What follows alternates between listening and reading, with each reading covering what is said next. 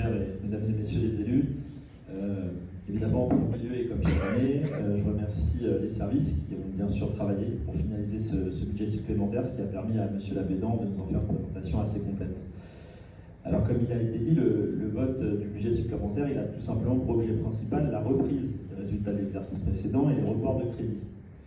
Et cette année encore, je vais reprendre des éléments de M. Calmet juste à côté de moi, les excédents de fonctionnement sont donc de plusieurs millions d'euros. C'était 1,5 million l'année dernière, c'est presque 2,8 millions cette année.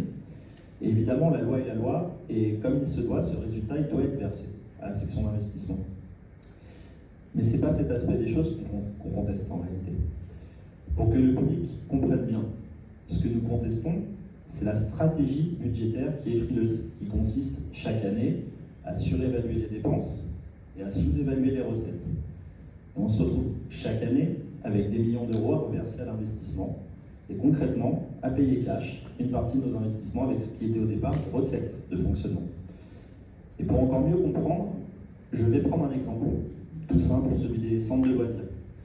On sous-évalue tellement nos recettes de centres de loisirs que ce surplus de recettes, alors qu'il aurait pu être affecté pleinement aux dépenses quotidiennes de fonctionnement, comme les emplois d'animateurs, et bien une partie de ces recettes repart donc finalement dans les investissements.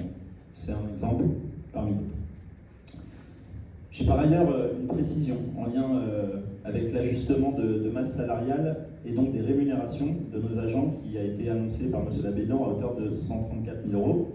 M. Labédan annonce que cet ajustement est particulièrement dû à la tenue des élections législatives et c'est d'ailleurs le seul élément qui est retenu dans la diapositive qui vient de nous être présentée.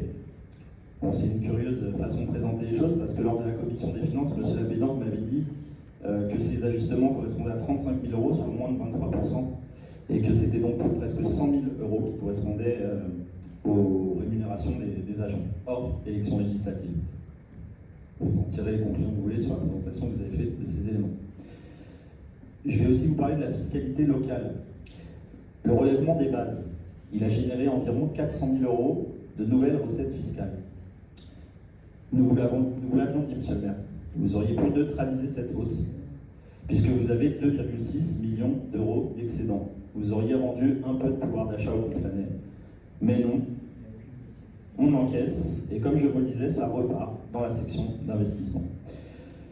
On peut donc déjà vous l'affirmer, lors du prochain budget et en prévision du potentiel nouveau relèvement des bases, nous vous demanderons une nouvelle fois de neutraliser cette hausse potentielle, puisque de toute façon, vous allez sous-exécuter systématiquement le budget, il restera plusieurs millions d'euros, et vous les virez une nouvelle fois à la section d'investissement.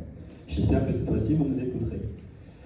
Et puisque nous ne souscrivons pas à certains éléments de votre stratégie budgétaire, nous voterons donc contre ce budget supplémentaire.